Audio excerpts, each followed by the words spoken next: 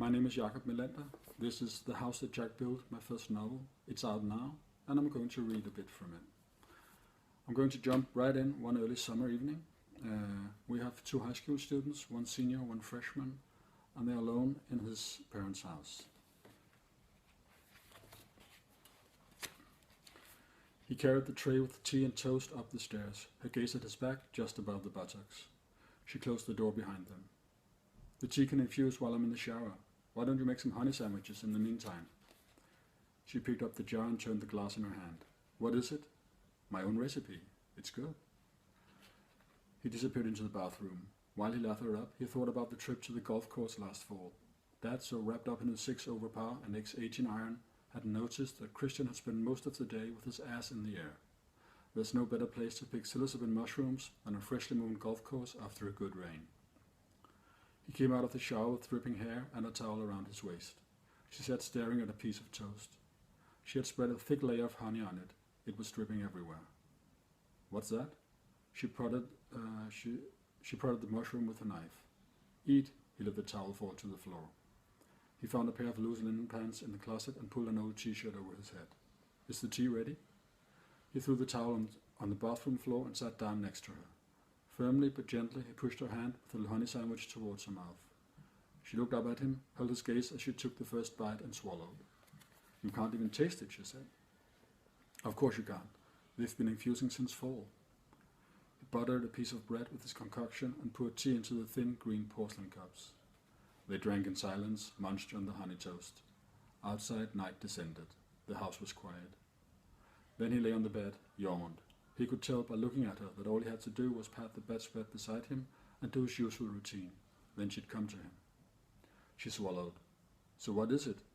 Psilocybin mushrooms, liberty cap, acid. He looked up at the ceiling, following the car headlights that swept through the window. Acid? Her voice trembled a bit. He sat up, swung his legs over the edge of the bed.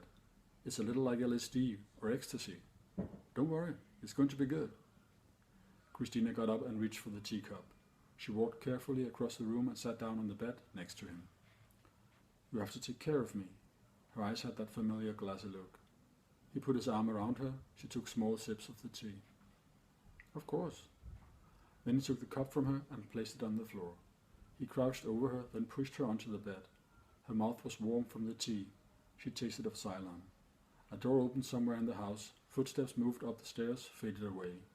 His hand was under her blouse now, stroking the little hairs on her belly, then moving farther up.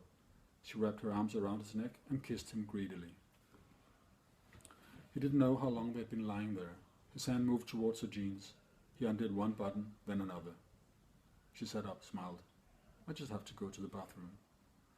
When she disappeared into the bathroom, he removed the bedspread and threw it on the floor. Then he rolled the comforter up against the wall and leaned back. The moon was dancing somewhere outside. Its light shone in through the window. Out there, the night shadows were alive. From the bathroom, he heard the sound of denim on skin. She flushed the toilet. His fingers were so thick, they started tinkling. The sheets exploded against his skin. The window frame buckled, collapsed, melted into large drops that slid onto the floor. Branches passed through the glass, stretched towards him. The smell of topsoil and rotting leaves filled the room. It was very hot. Still, he could see his breath, a pale cloud suspended in the middle of the room.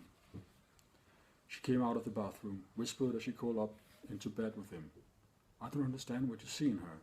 Her dad's a cop. Maria was his. He pulled her down to him, stopped her with a kiss. His entire body quivered. He was one great mouth. Her lips were so hot, and he could feel her tongue between his teeth. She began unbuttoning his pants. Flames licked the walls. The wallpaper curled as it disintegrated into brown flakes. Burnt confetti and embers sprinkled onto the bed, settled on their hair. He must have been gone, for now she had taken her blouse off and was sliding up his chest. He was naked, lying on his back, staring at the ceiling, following the lines between light and shadow. A blurry white face floated above the bed, a face with the mouth open in a muted scream. Empty eye sockets looked directly at him. He sat up with a start, slid out of her. Shh, she said, pushing him back onto the bed. She tried to pull him inside her again. With a sudden start, he pushed back. She tumbled backwards, hit her face on the edge of the bed frame. She winced, looked up at him from the floor. Her eyes were two white slivers.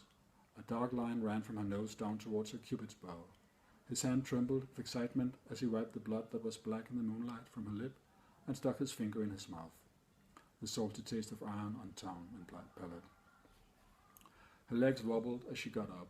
He picked up her clothes and threw them out onto the landing, then pushed her naked body out of the door and shot it in her face.